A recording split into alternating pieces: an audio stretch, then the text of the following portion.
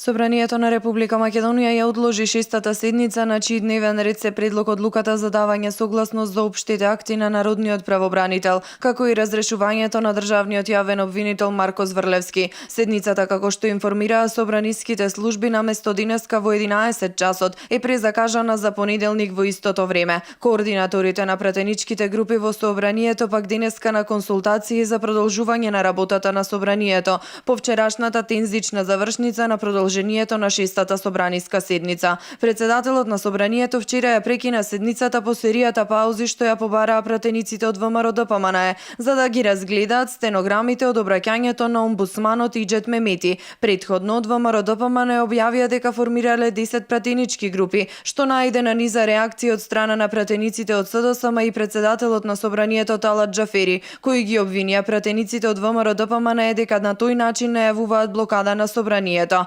Пратеникот и координатор на една од пратеничките групи Илија Димовски во гостување на една телевизија истакна дека се одлучиле на 10 пратенички групи во собранието, бидејќи Зоран Заев не го исполнува она што го ветил, а тоа е инклузивноста и одлучувањето за важните прашања. Вели дека целта е да се овозможи дебата во собранието. Ова конципирање на овие 10 пратенички групи, е некаков одговор на овој однос на СДСМ, на владата, на премиерот, на собранието и така натака, за да сватат дека сепак најголемиот број од пратеници, односно победничката партија во Република Македонија е во опозиција, има ветување дека ќе биде вклучена во процесите, но не е вклучена во процесите.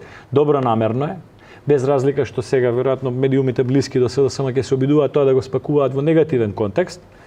Тоа стана некако пракса, нели, се исподеливме како општество премногу длабоко за жал. Но е позитивна целта. Целта е да овозможиме дебата во собрание. Знаете, за СДСМ не беше проблем 15 месеци да не учествуваат во работата на собрание, но е проблем кога други пратеници сакаат повеќе да учествуваат во работата во собрание. Сите клучни елементи за контрола на работата на собранието ги имаат заедно со нивните коалициони партнери. Ние ќе ги користиме максимално нашите дозволени средства за да влијаеме на процесите. Динамиката за работа на овие 10 пратенички групи најмногу ќе влијае од она како новата владеачка партија СДСМ се однесува, изјави Димовски.